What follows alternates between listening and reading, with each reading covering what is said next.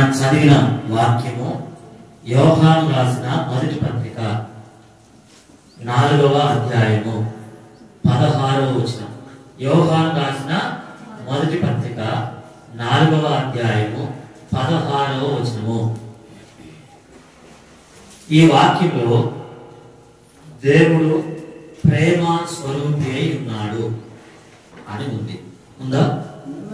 దేవుడు ఎవరైనా ప్రేమ స్వరూపి, దేవుడు ప్రేమ స్వరూపి అయి ఉన్నాడు. ఇది మన ఈ దినము ఆరాధన వర్తమానం. అంటే దేవుడిలో ఏముంది? ప్రేమ ఉన్నది. ఇంకేమన్నాడు? దాని మీద ఒకటి వేసి కింద అర్థం రాశాడు. దేవుడు ప్రేమ అయి ఉన్నాడు. ఇంకా ఈ మాటలోనే ఏముంది? దేవుడు ప్రేమ స్వరూపి. అంటే దేవుడి స్వరూపమే ప్రేమ స్వరూపం. దేవుడి స్వరూపమే ప్రేమ స్వరూపం. దేవుడు ప్రేమ అయి ఉన్నాడు. దేవునిలో ఏముంది? ప్రేమ. దేవుడు అంటేనే ప్రేమ. ఇలా దేవుడి సన్నిధికి ఆయన ప్రేమ ఉంది కాబట్టి అందరిని పిలుస్తున్నాడు కదా. అలా ఆరాధన చేయడానికి ఆ ప్రేమతో దేవుడు మనకి ఏం చేశాడు? ఇది ఆరాధన అంటే దేవుడు ఏమై ఉన్నాడు, దేవుడు ఏం చేశాడు అని మనము దానికి కృతజ్ఞతగా వందనాలు చెప్పడమే ఆరాధన.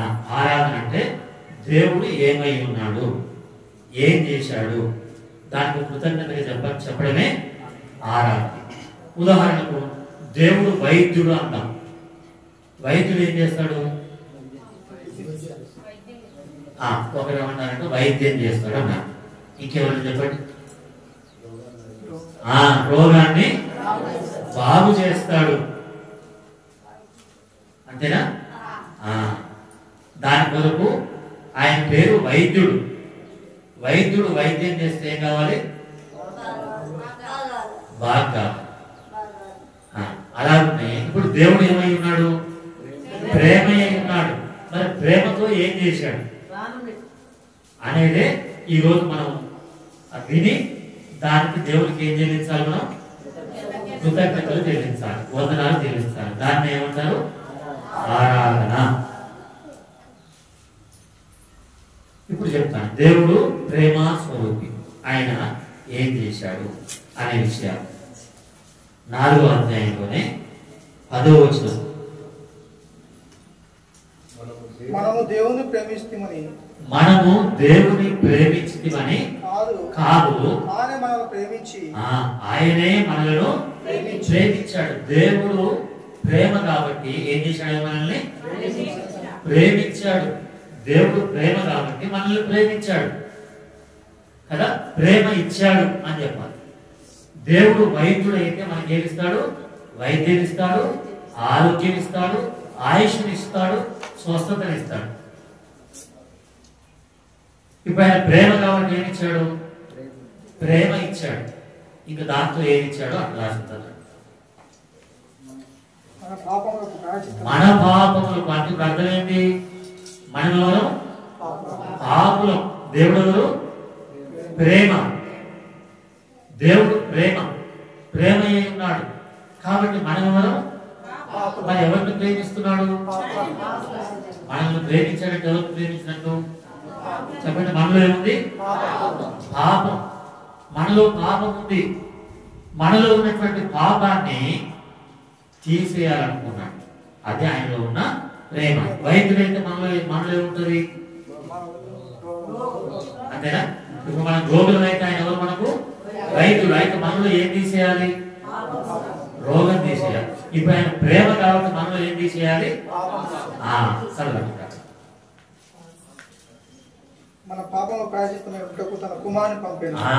పాపములకు ప్రాయశ్చిత్తమై ఉండటం అంటే పాపాన్ని ఏం చేయాలి? ఇప్పుడు ప్రాయశ్చిత్తం అంటే తీసేయాలి, లేక పాపాన్ని తొలగించాలి, పాపాన్ని కప్పివేయాలి, పాపాన్ని కనపడకుండా చేయాలి. ప్రాయశ్చిత్తం అంటే అర్థం. ప్రాయశ్చిత్తం అంటే అర్థం ఏంటి? పాపం కనపడకుండా చేయాలి, పాపం లేకుండా చేయాలి, పాపం తొలగించాలి. ఎందుకంటే దేవుడు ఎవరు? ప్రేమస్వరూపి. దేవుడు ఏముంది? మనలో ఏముంది? ఇప్పుడు ఏం చేయాలి? ప్రేమ కాబట్టి అది ఒకవేళ నీలో ఏదైనా ఏదో చెడుతనమో పాపం ఉందనుకో, నాకు నీ మీద ప్రేమ ఉందనుకో, నేనేం చేయాలి?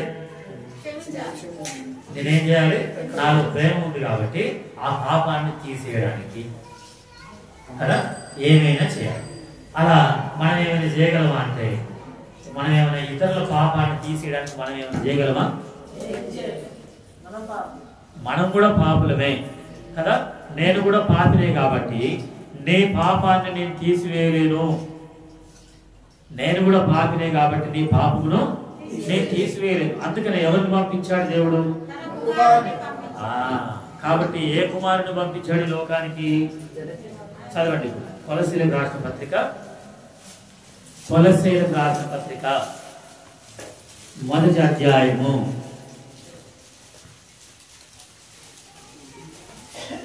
1వ అధ్యాయం 13వ వచనం. ఆయన మనలను అంధకార సంబంధమైన అధికారంలో నుండి విడుదల చేసి తాను ప్రేమించిన తన కుమారుని. దేవుడు ఎప్పుడైనా ఏం చేసేవాడు? ప్రేమించేవాడు. ఎవరిని ప్రేమించాడు? కుమారుణ్ణి. కాబట్టి ఆ కుమారుని అని రాసి దాని మీద 4 వేసి కింద అర్థం రాశాడు. అందుకనే ఈ లోకానికి ఎవరిని పంపించాడు? చదవండి, అక్కడ రాసింది కదా, ప్రేమ కుమారుణ్ణి ఈ లోకానికి పంపించాడు. అంటే ఈ లోకానికి ఏం పంపించినట్టుంది? ప్రేమనే పంపించాడు. ఎందుకంటే ప్రేమ వస్తే ఆ పాపం ఏమవుతుంది? తొలగిపోతుంది, ప్రాయశ్చిత్తం అవుతుంది, శుద్ధి అవుతుంది. ప్రేమ పాపము లేకుండా తొలగిపోతుంది. పాపం పోయిందంటే మనం ఏమవుతాం అంటే పరిశుద్ధులం అవుతాము. పాపం పోయిందంటే పరిశుద్ధులం అవుతాం, దేవుని బిడ్డలం అవుతాం, నీతిమంతులం అవుతాం. పాపం ఉంటే పాపులం అవుతాం. కాబట్టి దేవుడు మనలో ఉన్నటువంటి పాపాన్ని తీసివేయడానికి ఆయన పరిశుద్ధుడై ఉండి, లేక తన ప్రేమ కుమారుడిని, పాపము లేనటువంటి దేవుడు. ఆయనలో పాపం ఉందా? యేసు ప్రభువారి లోకానికి వచ్చినప్పుడు యోహాను సువార్త 8వ అధ్యాయం, యోహాను సువార్త 8వ అధ్యాయం 46వ వచనం. యోహాను సువార్త 8వ అధ్యాయం 46వ వచనం. దారిలో ఉండొద్దు, నా యందు పాపం ఉన్నదని. అంటే యేసు ప్రభువులో ఏం లేదు? పాపము లేదు. పాపం తీసేయాలంటే పాపము లేనటువంటి వారు రావాలి కదా. అందుకనే యేసు ప్రభు వారిలో ఏముంది? పాపం ఉందా? ప్రేమ ఉందా? ఆయన పేరు చెప్పండి. ఆయన పేరే ప్రేమస్వరూపి, లేక కుమారుడుగా వచ్చాడు కాబట్టి ఆయన పేరు ప్రేమ కుమారుడు. ఏం పేరు ఆయన పేరు? అది కొలస్సీ 1:14-13 చదివాం కదా. ఆయన పేరే ప్రేమ కుమారుడు. ఆయన ఈ లోకానికి ఎలా వచ్చాడు? ప్రేమతో వచ్చాడు. ఏం తీసుకొచ్చాడు లోకానికి? ప్రేమను తీసుకొని వచ్చాడు. ఏం చేయడానికంటే మన పాపాన్ని తీసివేయడానికి. ఎందుకంటే పాపము ఏం చేస్తుందంటే మనము దేవుడికి దూరం చేస్తుంది. పాపం అవునా? దేవుడిని చూడకుండా చేస్తుంది పాపం. యెషయా గ్రంథం ఎన్నో అధ్యాయంలో ఉంది తెలుసా ఆ పాట? ఆ మాట, మీ పాపములు మీ దోషములు దేవునికి మీకు అడ్డుగా వస్తున్నాయని ఎక్కడ ఉంది తెలుసా? ఎంత గట్టిగా చెప్పండి. అదే మాటను దగ్గరగా చెప్పండి. 49లో ఉందా 59లో ఉందా చూడండి. అందుకనే అంటాను నేను 59 మొదటి 2 వచనాల్లో ఉంది కదా. కాబట్టి మన పాపము దేవుణ్ణి చూడకుండా చేస్తుంది. ఈరోజు దేవుణ్ణి చూడకుండా చేస్తుంది, రేపు దేవుని రాజ్యం పరలోకం చూడకుండా చేస్తుంది పాపం. అమ్మ వింటున్నారా? పాపం ఏం చేస్తుంది? దేవుణ్ణి అడ్డం వస్తుంది కదా. దేవునికి మనకు అడ్డం వచ్చేది ఎవరు? పాపం. ఇప్పుడు నేను వాక్యం చెప్తుంటే నేను మీకు కనపడకుండా అడ్డం ఎవరు వస్తారు? పాపం కాదు, ఎదురుగా కూర్చున్న వాళ్ళు వస్తారు. అవునా? మీకు ఎదురుగా కూర్చున్న వాళ్ళు ఎత్తుగా కూర్చున్నారు అనుకోండి, అడ్డం వస్తారు. అనొద్దు కానీ తక్కువ హైట్ తక్కువ ఇంగ్లీష్లో అన్నాం. కాదా? స్మాల్ షార్ట్ వాళ్ళు వెంట కూర్చొని టాల్ వాళ్ళ ఎత్తున్న వాళ్ళు ముందు కూర్చుంటే ఏమైంది? అడ్డు వస్తారు కదా. అయితే నేను అడ్డు వచ్చినట్టుగా, అంటే నా ముఖం మీకు కనపడకుండా వాళ్ళు అడ్డు వచ్చినట్టుగా, దేవుణ్ణి దేవుని రాజ్యాన్ని చూడాలంటే ఏమంటే వస్తుంది? పాపం అంటే వస్తుంది. కానీ దేవుళ్ళు ఏముంది? ప్రేమ ఉంది. మరి పాపాన్ని బట్టి శిక్షించాలి కదా, పాపాన్ని బట్టి ఏం చేయాలి? కానీ ప్రేమ ఉంది కాబట్టి శిక్షిస్తాడా? ఏం చేస్తాడు? క్షమిస్తాడు. ఆ క్షమించడమే ప్రాయశ్చిత్తం. ఊరికినే క్షమిస్తే ఎట్లా చెప్పండి? ఊరికినే క్షమిస్తే ఎట్లా? ఒక ఆయన గుంటలో తెలవక పడ్డాడు, క్షమించడం అంటే చెప్తున్నా. అర్థమైందా? ప్రేమించడం, విమోచించడం అంటే అర్థమైందని చెప్తున్నా నేను. ప్రేమించడం, విమోచించడం, క్షమించడం, ఈ మూడింటికి అర్థం. ఒక వ్యక్తికి తెలియక మురికి గుంటలో పడిపోయాడు. ఏ గుంట? సెప్టిక్ ట్యాంక్ నిండిందా రాస్తా కట్టాడు, అందులో పడిపోయాడు. తెలియక పడ్డాడా? తెలిసి పడ్డాడా? తెలియక పడ్డాడు. ఇప్పుడు నువ్వు ఆయన ఏం చేస్తున్నావు? నువ్వు ఆయన ఏం చేస్తావు అంటే ప్రేమిస్తున్నావు. ప్రేమిస్తున్నావు అంటే ఆయన ఏం చేయాలి? ఫస్ట్ క్షమించాలన్నా కదా. నువ్వు పడ్డందుకు నేను నిన్ను క్షమిస్తున్నా. క్షమాపణకు, ప్రేమించడానికి, క్షమించడానికి తేడా చెప్తున్నా మీకు. అర్థమైందా? క్షమించడం అంటే నువ్వు అందులో పడ్డందుకు నేను ఏం చేస్తున్నా? నిన్ను క్షమిస్తున్నా అని తెలిపాడు. బాధపడడం అంటే క్షమించకపోవడం. కానీ అయ్యో అంటే జాలి పడడం. అయ్యో పడ్డవా అంటే జాలి పడడం. అర్థమైందా? మరి ప్రేమించడం అంటే అందులో నుండి, ఎందులో నుండి? ఆ మురికి గుంటలో నుండి. మంచిగానే చెప్పింది, ఇంకా సెప్టిక్ ట్యాంకులు అనలేదు. ఆ మురికి గుంటలో నుండి బయటికి తీయడం, దాన్నే కనికరం అంటారు. ఏమంటారు? దేవునిలో ఉన్నటువంటి, దేవుని ప్రేమలో ఉన్న లక్షణాల గురించి చెప్తున్నాను. కనికరం అంటే క్షమించడం అంటే అర్థమైందా? క్షమించడం అంటే అయ్యో తెలియక చేశాడులే అనడం అంటే సరిపోద్దా? ఏం చేయాలి? అందులో నుండి అది కనికరించడం. ఇంకా ప్రేమించడం అంటే ఏంటంటే, ప్రేమ ఉన్నవాడు ఏం చేస్తాడంటే గర్తిస్తాడని. సామెతలు గ్రంథం ఉందా? 12వ అధ్యాయం. సామెతలు 12వ అధ్యాయము. చూడండి ఆ మాట ఎక్కడో. 12వ అధ్యాయం ఒకసారి నేను మళ్ళీ చూస్తాను. 3వ అధ్యాయం. సామెతలు 3వ అధ్యాయం 12వ వచనం.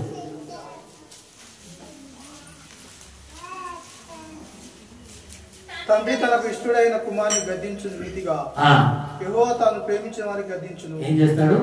యెహోవా తాను ప్రేమించిన వారిని గద్దించును. క్షమించడం అంటేనేమో అయ్యో తెలియక చేశాడు అనడం. ప్రేమించడం అంటే ఏం చేయడం? గద్దించడం. కనికరించడం అంటే అందులో నుండి బయటికి తీయడం.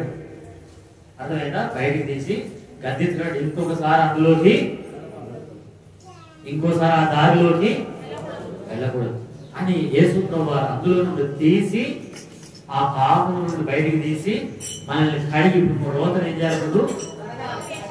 కడగాల. మరి దేంతో కడగాలి? దేంతో కడగాలి? అందుకని ప్రకటన గ్రంథం 1వ అధ్యాయం 6వ వచనం. అందరూ చదవండి. ప్రకటన 1వ అధ్యాయం 6వ వచనం. ప్రకటన 1వ అధ్యాయం 6వ వచనం ఉందా? అందరు తీయండి. అందరు తీసినాక నేను చదువుతున్నా, చదవండి.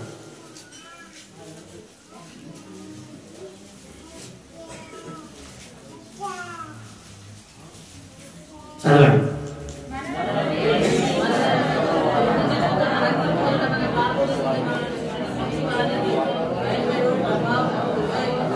మనల్ని ప్రేమించి మన పాపముల నుండి మనల్ని విడిపించే కింద ఏమన్నా రాసినాడు? కింద అర్థం రాశాడు, చిన్న చిన్న అక్షరాలతో. అర్థమైందిగా ప్రేమించడం అంటే ఏంటో? ప్రేమించడంలో, క్షమించడంలో ఎన్ని మాటలు ఉన్నాయో. దేవుడు మనలను ప్రేమిస్తున్నాడు. చెప్పండి, ఏం చేస్తున్నాడు? ప్రేమిస్తున్నాడు. తర్వాత క్షమిస్తున్నాడు. క్షమించడం అంటే నువ్వు తెలియక చేశావులే అని ఏమనుకోవడం. ఇప్పుడు కనికరిస్తున్నాడు. ఖచ్చితంగా నేను ఏం చేయాలి? బయటికి. అది ప్రేమిస్తున్నాడు అంటే ఇంకోసారి ఆ పని చేయొద్దని గర్తించడం. ఇంకా ప్రేమలో ఇంకొంచెం హై పోతే కృప అంటారు. దాన్ని ఏమంటారు? కృప. కృప అంటే ఆ మురికిలో నుండి బయటికి తీయడమే కాక తనతో కూర్చోబెట్టుకోవడం. కృప అంటే హెచ్చించడం అన్నట్టు. కనికరం అంటే పైకి లేపడం. అంటే ఆ మురికిలో నుండి బయటికి తీయడం కనికరం. తీసి ప్రేమించడం అంటే కడగడం. చదివారు కదా? కడిగిందా లేదా? దేంతో కడిగాడు? తన రక్తంతో, తన సొంత రక్తంతో. అందుకని నిన్ను ప్రేమిస్తున్నాడు. ముందు ఏం చేశాడు చెప్పడం? అని ప్రేమించడంలో ఇన్ని రకాలైన గుణాలు ఉన్నాయి కదా. ఇన్ని రకాల గుణాల్లో మీకు అర్థమైన మాట చెప్పండి. ఇప్పుడు చెప్పినా నేను ఇప్పుడు చెప్పిన దానిలోనే మీకు అర్థమేం చెప్పండి. ప్రేమించడంలో కొన్ని గుణాలు ఉన్నాయని చెప్పిన చెప్పండి. అందుకని మళ్ళీ చెప్తున్నా. క్షమించడం అంటే అయ్యో తెలియక చేస్తున్నాడు లేనడం అనా. క్షమించి తెలియక చేస్తున్నాడు సరిపోద్దా? సరిపోద్దా? ఆ గుంటలో పడ్డాడు, అయ్యో నువ్వు తెలియక చేసినవులే నేను క్షమిస్తున్నాడు సరిపోద్దా? కనికరించాలి. కనికరిస్తానంటే అర్థం ఏంటి? అందులో నుండి బయటికి తీయడం. ఇప్పుడు కనికరించడమే కాకుండా ప్రేమిస్తున్నాడు కాబట్టి ఏం చేయాలి? కడగాలి. కడిగి ఇంకొకసారి నువ్వు ఆ పాపంలోనికి వెళ్ళొద్దని గద్దించాలి. అది ప్రేమ అంటే. ఇప్పుడు కృప అంటే ఇవన్నీ చేసి నిన్ను ఎక్కడ కూర్చోబెట్టుకుంటా? నాతో కూడా. యేసు ప్రభు ఎక్కడుంటే అక్కడ. ఎంత చూడండి, యేసు ప్రభు ఎక్కడ ఉంటే అక్కడ కూర్చోబెట్టుకోవడమే కృప చూపించడం. ఇప్పుడు ఎక్కడుండే ఆయన చెప్పండి? ఇప్పుడు ఎక్కడ ఉంటాడు? పరలోకంలో సింహాసనం దగ్గర లేక తండ్రి కుడి పార్శ్వంలో ఉన్నాడు. ఉన్నాడా? ఉన్నాడు. ఇప్పుడు ఏం చేస్తున్నామండి? ఏం చేస్తున్నామండి? ప్రేమిస్తున్నాం. ప్రేమించిందా లేదా? క్షమించిందా లేదా? కనికరించిందా లేదా? కడిగాడా లేదా? గద్దిస్తున్నాడా లేదా? మళ్ళీ తనతో కూర్చోబెట్టుకోవడానికి ఇష్టపడుతుందా లేదా? ఇదంతా కలిపితేనే ఏంటిది? ఇదంతా కలిపితేనే ఏంటిది సార్? ప్రేమ. ప్రేమ స్వరూపం. ప్రేమ స్వరూపంలో ఇవన్నీ ఉన్నాయి. అదేవిధంగా క్షమించడం, కనికరించడం, తర్వాత కడగడం, తర్వాత గద్దించడం, తర్వాత ఆయనతో కూడా కూర్చోబెట్టుకోవడం.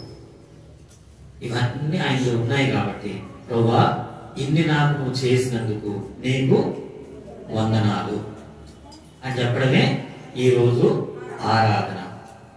కాబట్టి ఆయన ఎవరెవరిని ప్రేమించిందో రెండు మాటలు చెప్పేస్తా ఆప్తా ఆరాధన చేద్దాం. ఎవరెవరిని ప్రేమించాడు? యోహాను 3:16 నోటికే ఉండాలి అందరికి. అందులో ఎవరిని ప్రేమించాడు చెప్పండి? దేవుడు లోకమును ఎంతో అనొద్దు. ఎవరెవరిని ప్రేమించాడంటే లోకం అంతటిని ప్రేమించాడు. ఒకటి గుర్తుపెట్టుకోండి, దేవుడు ఎవరిని ప్రేమించాడు? లోకాన్ని ప్రేమించాడు. లోకం అంటే అందరూ వస్తారు, హిందువులు, ముస్లింలు, సిక్కులు, క్రైస్తవులు అని లేదు. అందులో మంచోళ్ళు చెడ్డోళ్ళు అని లేదు. అవునా? యోహాను సువార్త 13వ అధ్యాయం. ఇంకెవరిని ప్రేమించాడు?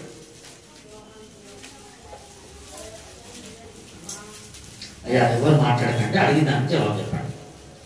యోహాను సువార్త 13వ అధ్యాయము 1వ వచనము. తాను ఈ లోకం నుండి తండ్రి యుద్ధకు వెళ్ళవలసిన దయ వచ్చినది యేసు పస్కా పండుగకు ముందే ఎరిగిన వాడై లోకములో ఉన్న తన వారిని ప్రేమించి లోకములో ఉన్న చూడండి, ముందు లోకాన్ని ప్రేమిస్తే లోకంలో ఎవరు కనపడ్డారు? తనవారు అంటే యేసు ప్రభు అంటే ఇష్టపడేవాళ్ళు. అర్థమైనా? ముందైతే అందరిని ప్రేమించింది కదా, అందరిలో ఉన్నవా లేదా? తర్వాత లోకంలో ఉన్న ఎవరిని ప్రేమించాడు? తనవారిని అంటే ఎవరు? అంటే ఆయన దగ్గరికి వచ్చేవాళ్ళు తనవారికి కదా. ఇప్పుడు నేను ఒక ఫంక్షన్ చేస్తున్నా, ఎవరు వస్తారు చెప్పండి? నా వాళ్ళే వస్తారు. వేరే వాళ్ళు రావాలంటే భయపడకుండా వస్తారు కదా. వేరే వాళ్ళు రావాలంటే ఏం చేస్తారు? భయపడకుండా వచ్చి వాళ్ళ సాటుగా వీళ్ళ సాటుగా వచ్చి కూర్చుంటారు. అదే నేను పిలిచిన వాళ్ళు, లేకపోతే నాకు కావాల్సిన వాళ్ళు, నాకు తెలిసిన వాళ్ళు అయితే ధైర్యంగా వచ్చి నాకు కనపడతారు, ఇట్లా అంటారు. అదే నేను పిలవని వాళ్ళు, లేకపోతే తెలియని వాళ్ళు, ఎవరు పరిచయస్తులు కాదు, వాడు ఫంక్షన్ అవుతుంది నేను కూడా పోతాను వచ్చి అనుకోండి, వాళ్ళు భయపడతారు కదా. తన వాళ్ళంటే అర్థమైందా చెప్పండి? ఎవరు? నేను తెలిసిన వాళ్ళు, నాకు తెలిసిన వాళ్ళు. అట్లా దేవుడు ప్రేమించిన వాళ్ళు. ఎవరిని ప్రేమించాడు? లోకంలో ఉన్న తనవారిని. ఎంతవరకు ప్రేమించిందట? చదవట మాట యోహాను సువార్త 13. ఎంతవరకు? అంతం వరకు. అంతం వరకు అంటే ఈ మీటింగ్ అయిపోయేంత వరకు, ఈ నెల అయిపోయేంత వరకు, ఈ సంవత్సరం అయిపోయేంత వరకు, తర్వాత నీ జీవితం అంతా, ఈ యుగం అయిపోయేంత వరకు. ఎంత ప్రేమ చూడండి. అది తన వారిని ప్రేమించిన ప్రేమ. దేవుడు లోకమునైతే ఏమన్నాడు? ఇప్పుడు చెప్పండి, అర్థమైంది. దేవుడు లోకాన్నేమో ఎంతో ప్రేమించాడు, తన వారిని మాత్రం ఎట్లా ప్రేమించాడంట? వాళ్ళనేమో అట్లా ప్రేమిస్తున్నాడు, మననేమో ఇట్లా ప్రేమిస్తున్నాడు. అంత మనకి కింద అర్థం రాసింది అన్నమాట.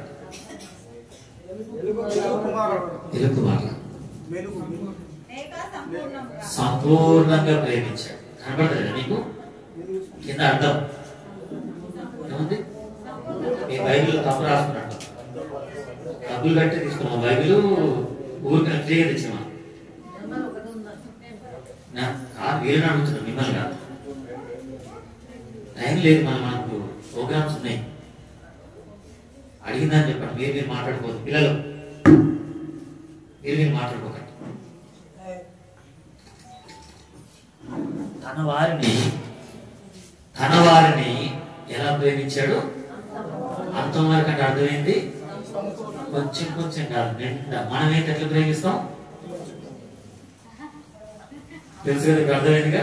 కాబట్టి దేవుని ప్రేమ మన ప్రేమ ఎంత తేడా తెలుసు కదా. కాబట్టి ఆయన సంపూర్ణంగా ప్రేమించాడు. లోకాన్ని అయితే ఎంతో, లోకంలో ఉన్న తన వారిని అయితే సంపూర్ణంగా ప్రేమించాడు. నిన్ను సంపూర్ణంగా ప్రేమించాడు అంటే ప్రతిదీ, నువ్వు పుట్టినప్పటి నుండి నీ ప్రతి పాపాన్ని క్షమించడానికి ప్రేమిస్తున్నాడు. ఎంత ఘోర పాపినైనా ప్రేమిస్తున్నాడు కదా. ఎంత ఘోరమైనటువంటి పాపైనా. పాట ఉంటుంది కదా, లేదా? ఎంత ఘోర పాపములనైనా ప్రేమించెను రావా. ఎంత ఘోర పాపములనైనా ప్రేమించెను రావా.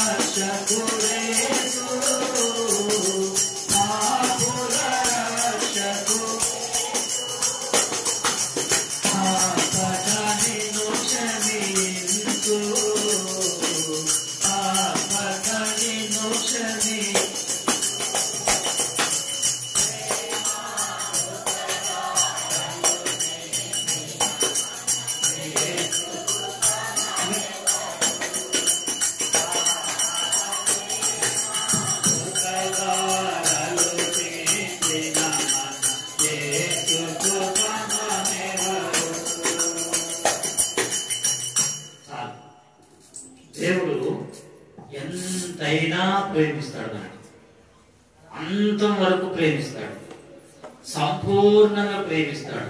ఇంక చెప్పాలంటే మనం మారేంత వరకు కూడా ప్రేమిస్తాడు, క్షమిస్తాడు, కనికరిస్తాడు, కడుగుతాడు, గద్దిస్తాడు, తనతో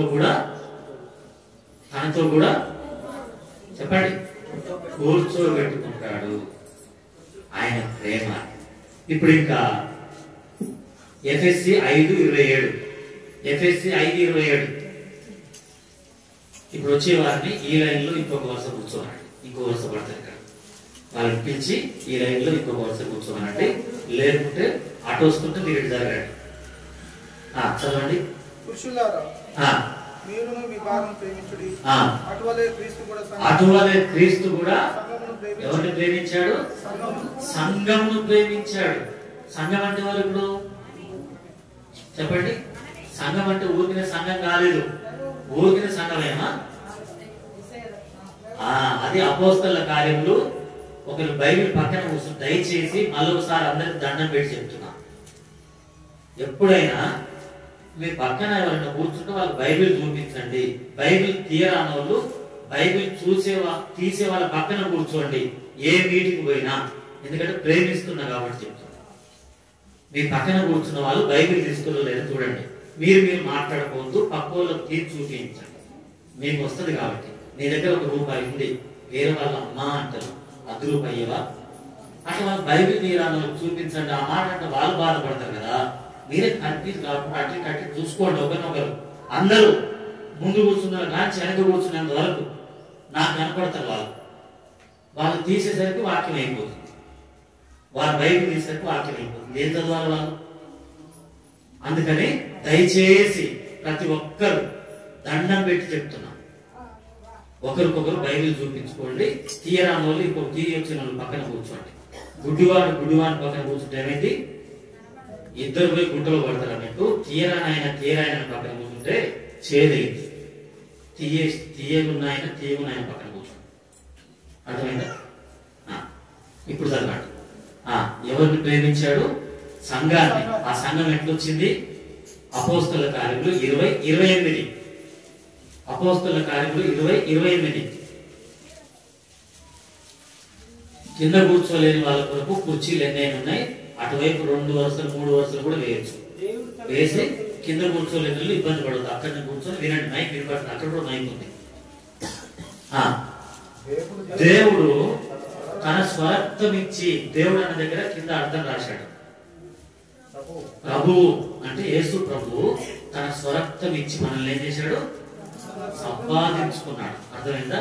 నువ్వు ఎవరైతే యేసు రక్తములో పాపం ఒప్పుకొని కడుగుతున్నారో వాళ్ళే సంఘం.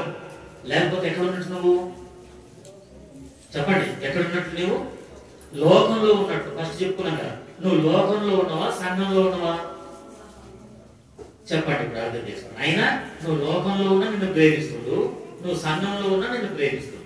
సంఘంలో ఉండడం అంటే యేసయ్య నీ రక్తంతో నా పాపం అంతా కడుగు, ఇక నుండి నీ పాపం తోలిపోరని ఎవరైతే క్షమాపణ అడిగి బాప్తిస్మం తీసుకున్నారో వాళ్ళు సంఘం. అయినా నిన్ను ప్రేమిస్తాడు. నువ్వు ఇక సంఘంలో రాకున్నా, నువ్వు లోకంలోనే ఉన్నా నిన్ను కూడా ప్రేమిస్తాడు. ఎందుకంటే దేవుడు ప్రేమించేదే తెలుసు ఆయన. అవునా? దేవునికి ఏం తెలుసు? కాబట్టి దేవుడి ప్రేమను తోసేయడమే నువ్వు లోకంలో ఉండడం. దేవుడి ప్రేమను స్వీకరించడమే నువ్వు సంఘంలోనికి రావడం. సంఘంలోకి రావడం అంటే యేసయ్య నీ రక్తంతో నన్ను కడిగయ్యా అని అడిగి బాప్తిస్మం తీసుకోవడం. నువ్వు అడగకపోతున్నావు ఎక్కడ ఉన్నట్లు? లోకం ఎక్కడికి పోతుంది చనిపోయిన తర్వాత? పాతాళం, నరకానికి. అంటే నువ్వు నరకానికి పోవడానికి ఇష్టపడుతున్నావు కానీ పరలోకానికి రావడం నీకు ఇష్టం లేదు. కానీ దేవునికి ఏముంది నీ మీద? అందుకని ఈ మాటలు చెప్పిస్తాడు. ఇప్పుడు ఎవరిని ప్రేమించాడు? లోకాన్ని, అనవారిని, సంఘాన్ని. ఇప్పుడు చూడండి,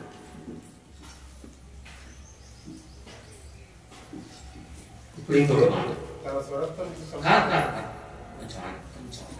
ఏమనుకోవద్దు.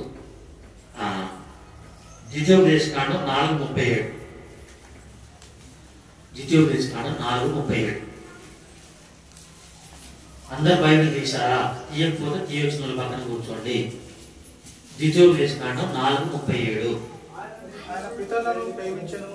ఆయన ఎవరిని ప్రేమించాడు? ఆయన ఎవరిని ప్రేమించాడు? పితరులు అంటే ఎవరు? చెప్పండి. మన పూర్వీకులు అంటే అబ్రహాము, ఇస్సాకు, యాకోబు. ఇంతకుముందు ఇక్కడ సేవలు చనిపోయిన ఆయన పేరు పేరు నోవాహు. మన మందిరంలో విశ్వాసులుగా ఉండి చనిపోయిన ఎవరు? మీనయ్యన్న, జాకబ తాతయ్య, సీతభిక్ష తాతయ్య, జాషు అన్న, మదన్న. వాళ్ళు ఎవరు మనకు? జాషు అన్న. అర్థమైందా? వాళ్ళు ఎవరు మనకు?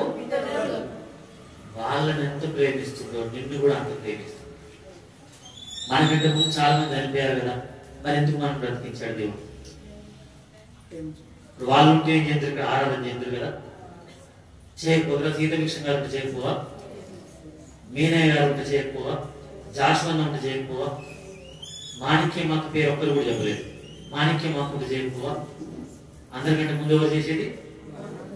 ఉదాహరణ చెప్తున్నా, జ్ఞాపకం చేసుకోవడానికి. ఎందుకంటే మనం మర్చిపోవద్దు. నేను కాదు, మీరు మర్చిపోతారు. అర్థమైందా? అలా మదన్న ఉంటూ ఊరుకున్నట్టుడా, అంటే సుదర్శనాన్ని ఉంటూ ఊరుకున్నట్టుడా, కనకమ్మ ఉంటూ ఊరుకున్నదా. అట్లా అది దేవుడు వాళ్ళని ఎంత ప్రేమించాడో నిన్నంత ప్రేమిస్తే వాళ్ళు ఇప్పుడు ఆరాధన చేసేటోళ్ళు, వాళ్ళ స్థానంలో నువ్వు కూర్చున్నావు, ఆరాధన చేయకుండా నోరు కూర్చుంటే దేవుడు నిన్ను బ్రతికించినందుకు, వాళ్ళని తీసుకుపోయినందుకు అంటే నువ్వు ఇంకా నేర్చుకుంటావని. అర్థమైందా? ఎందుకు నువ్వు ఇంకా నేర్చుకోవాలి? ఇప్పుడన్నా ఆరాధన చేయడం నేర్చుకుంటా. అంటే నీ మీద ఏం చూపిస్తున్నా ఆయన? ప్రేమ.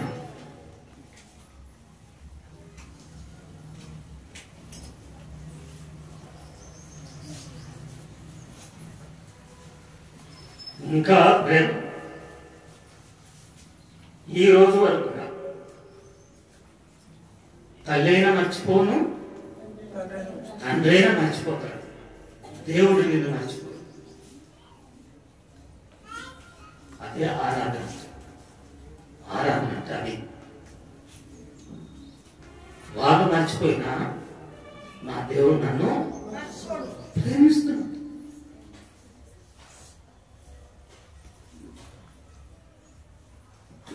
ఆ ప్రేమను వద్దని ఇంకా లోకంలో ఉంటావా? నువ్వు సంఘంలో ఉంటావా? నీకు దేవుని ప్రేమ కావాలన్నా, లోక ప్రేమ కావాలన్నా? లోక ప్రేమ నిన్ను చంపుతుంది, నరకానికి తీసుకుపోతుంది. దేవుని ప్రేమ నిన్ను క్షమిస్తుంది, కడుగుతుంది, తనతో కూడా పరలోకంలో కూర్చోబెట్టుకుంటుంది. ఆ ప్రేమను నమ్మాలి. అది మన పితరులు లేదు. మన పితరులు లేదు, మనం ఉన్నాం. వాళ్ళను తలుచుకొని, దేవా వాళ్ళంత ప్రేమించినవో నన్ను కూడా అంత ప్రేమించినావు, నీకు వందనాలు. నన్ను కడిగినావు, నన్ను క్షమించినావు. కడగడానికి, క్షమించడానికి ఊరికనే తల్లిలాగా, తండ్రిలాగా, అన్నదమ్ములలాగా దగ్గరికి తీసుకొచ్చి దెబ్బలు కొట్టి కడగలేదు ఆయన. ఆయన దెబ్బలు తిని మనల్ని కడుగుతున్నాడు. ఆయన శిలువ వేయబడి మనల్ని కడుగుతున్నాడు. అది ప్రేమ. అదే మన తల్లిదండ్రులు మనం కడిగితే దెబ్బలు కొట్టి నీకు అట్నే కావాలి అని దెబ్బలు కొట్టి కడుగుతారు. కానీ దేవుడి ప్రేమ అంత కాదు. ఇంకోసారి అట్లా చేయకు, ఇక ముందు ఆ పాపం జోలికి పోకు అని కడిగి తనతో కూర్చుండబెట్టుకుంటాడు. ఇందులో ఏముంది? ప్రేమ. ఇంకా చెప్పడానికి సమయం లేదు, ఇంక ముందున్న వాక్యాలు కాబట్టి. ఆ ప్రేమించిన ప్రభువుకు మనం ఏం చేయాలంటే ఒక్క మాట, యేసయ్యా నన్ను ప్రేమించినందుకు వందనాలు, అంతే. అందులో నువ్వేం చెప్తావు? ఇంకా చాలా ఉన్నాయి చెప్పడానికి. ఆయన పితరులను ప్రేమించాడు. అది కూడా చూపిస్తే నీకు అర్థమైంది. అది చూపిస్తాను, వివరించాను. ద్వితీయోపదేశకాండంలోనే 23:5. ద్వితీయోపదేశకాండం 23:5 ఉందా? అయితే నీ దేవుడైన యెహోవా బిలాము మాట వినలకుండెను. నీ దేవుడైన యెహోవా నిన్ను ప్రేమించెను కనుక. అక్కడ ఆ మాటనే మంచి స్పష్టంగా చదువుతారు. నీ దేవుడైన యెహోవా నిన్ను ప్రేమించెను. అక్కడనేమో మీ పితరులు అన్నాడు, ఇక్కడనేమన్నాడు నిన్ను ప్రేమించాడు. చూడండి స్పష్టంగా పర్సనల్ గా నిన్ను అంటున్నాడా మిమ్మల్ని అంటున్నాడా? మిమ్మును అని కూడా ఉంది, చూపిస్తాను. కానీ మీ పితరులను మిమ్మును వివరించవచ్చు కదా, నిన్ను ప్రేమించాడు. ఇప్పుడు గలతీ 2:20 నిజంగా నమ్మినోళ్ళైతే ఈ మాట పలుకుతారు. చదవండి గలతీ 2:20. నేను క్రీస్తుతో కూడా సిలువ వేయబడి ఉన్నాను. ఇతరులు జీవించువాడు నేను కాను, క్రీస్తే నా యందు జీవిస్తున్నాడు. నేను ఇప్పుడు శరీరమందు జీవించున్న జీవితము నన్ను ప్రేమించి, ఆ ఒక్క మాట గట్టిగా నన్ను ప్రేమించి చదవండి. ఇప్పుడు నిన్ను ప్రేమించి అంటే ఎట్లుంది? ఇదేమన్నాడు? అదే ఆరాధన అంటే. దేవుడు మా పితరులను ప్రేమించాడు, లోకాన్ని ప్రేమించాడు, సంఘాన్ని ప్రేమించాడు. అంతేకాదు ఇప్పుడు ఎవరిని ప్రేమించాడు? అందరిలో నన్ను ప్రేమించాడని చెప్పడమే ఆరాధన. ఆ మాటని నోరాల పలుకు. యేసయ్యా, నోరాల పలకండి మీకు ఇష్టమైంది. యేసయ్యా, లోకాన్ని ఎంత ప్రేమించావో, సంఘాన్ని ఎంత ప్రేమించావో, మా పితరులను ఎంత ప్రేమించావో, నన్ను అంత ప్రేమించినందుకు వందనాలు. ఇదే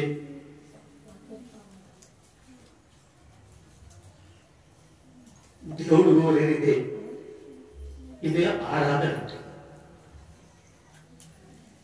అందరు లేచిన పని. దేవుడు కోరేది ఇదే, వేరేది ఏది కాదు. ఆరాధన అంటే దేవుడు ఏమై ఉన్నాడు, మీకు ఏం చేశాడు అని చెప్పడమే ఆరాధన.